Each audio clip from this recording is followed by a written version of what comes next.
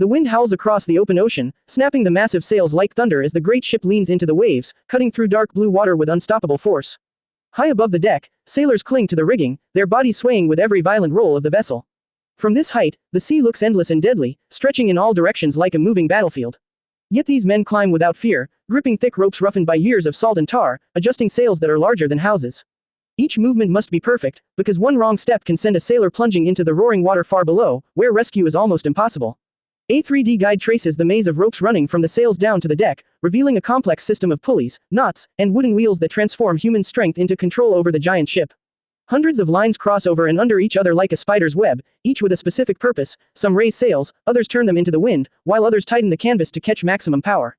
Teams of sailors haul together, leaning back with all their weight, shouting in rhythm as muscles burn and hands bleed. The sound of straining ropes mixes with the roar of wind and waves, creating a wild symphony of motion. The sails themselves billow like enormous white clouds, glowing gold when sunlight passes through their thick woven fabric. Made from heavy canvas stitched by hand, they are strong enough to endure storms but fragile against enemy fire. Cannonballs can tear through them like paper, leaving flapping holes that slow the ship and leave it helpless in battle. Sailmakers work constantly to patch damage, climbing high into the rigging with needles and thread while the ship continues to move beneath them. The masts rise tall and powerful, made from single massive trees reinforced with iron bands. These towering pillars support the weight of sails, ropes, and yards that stretch wide like wings. When storms strike, waves crash over the deck and rain lashes like needles, yet sailors must still climb to reef the sails, folding and tying them to prevent the wind from snapping masts like matchsticks. In these moments, men are often washed away, lost to the ocean without a trace.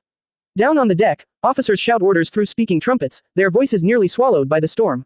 The helmsman grips the great wooden wheel, muscles straining as he fights the power of the sea to keep the ship on course.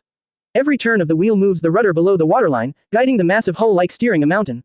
The ship responds slowly but powerfully, rolling with the waves, creaking as wood bends under pressure. It feels alive, breathing with the wind, fighting against the ocean's fury while harnessing it at the same time.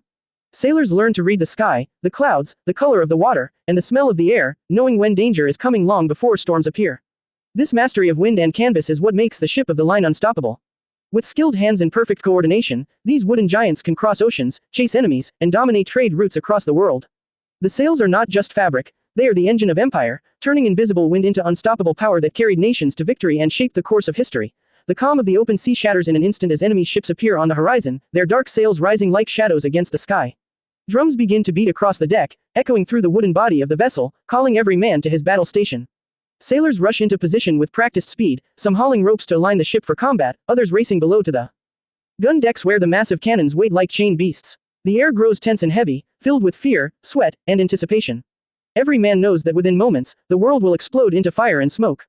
A 3D slow-motion view reveals the deadly preparation. Powder boys carry leather cartridges of gunpowder from the magazine, running carefully so a single spark does not turn the ship into a floating bomb.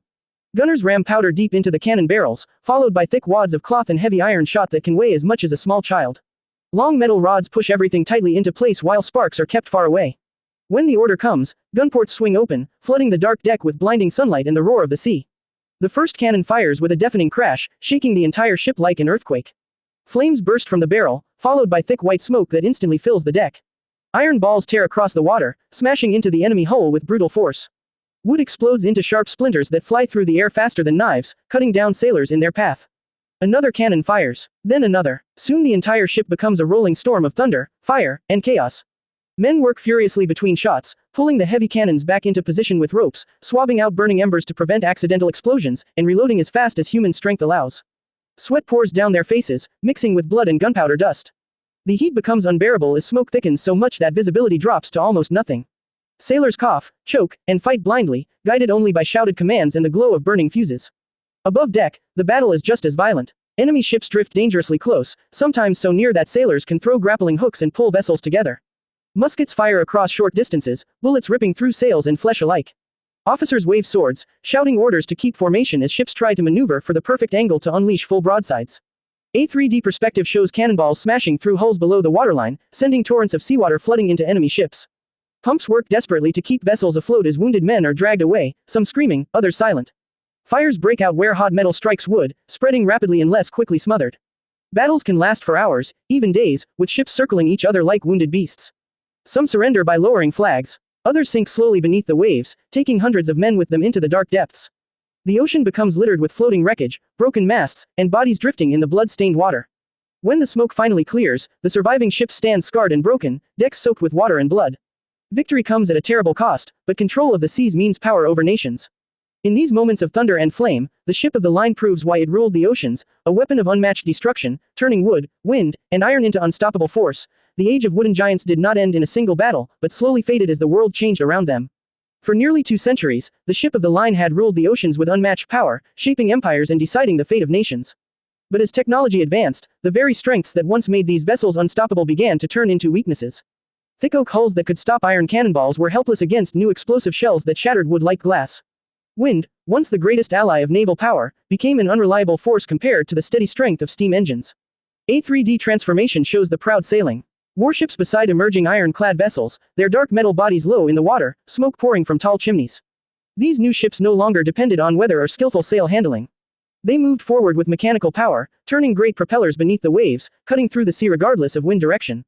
Cannons grew larger and deadlier, mounted in rotating turrets instead of lined along wooden decks. Battles changed forever, becoming faster, more precise, and far more destructive. One by one, the legendary ships of the line were retired. Some were stripped of their guns and turned into training ships or floating prisons. Others were abandoned in harbors, their once proud hulls rotting slowly as saltwater and time consumed the oak. A few were deliberately burned or broken apart for timber, their wood reused in buildings and furniture, spreading fragments of naval history across cities and towns. What once ruled the oceans now survived only in memories and paintings. Yet their influence never disappeared. Naval tactics, fleet formations, and command structures used by modern warships were born on the decks of these wooden titans. The concept of lining ships in battle rose, coordinating massive firepower, and controlling sea routes all began with the ship of the line. Even today's aircraft carriers and destroyers follow strategic principles first mastered by sailing fleets centuries ago.